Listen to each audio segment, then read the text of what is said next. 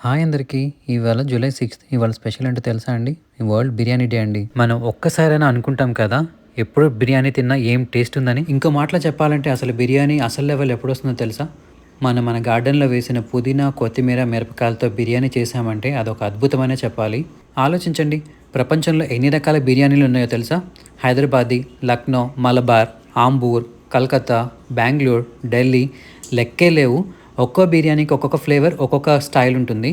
వీటిలో మీకు నచ్చిన బిర్యానీ ఏంటో నాకు కమెంట్ సెక్షన్‌లో కమెంట్ చేయండి. అన్నట్టు ఈ బిర్యానీ ఎక్కడ పుట్టిందో తెలుసా? గెస్ చేయండి చూద్దాం. బిర్యానీ అనే పదం పర్షియన్ నుంచి బిరించ్ అనే ఒక పదం నుంచి వచ్చింది. అసలు బిర్యానీ అంటే ఫ్లేవర్డ్ రైస్ విత్ మీట్ అని అర్థం. కానీ మనందరికీ ఒక పెద్ద ఎమోషన్ అని తెలుసు కదా! ఈ వరల్డ్ బిర్యానీ డేని మీరెలా సెలబ్రేట్ చేసుకున్నారు?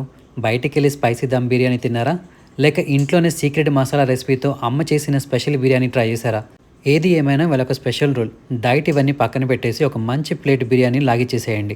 అంతే కదా! సో అందరికీ హ్యాపీ వరల్డ్ బిర్యానీ డే.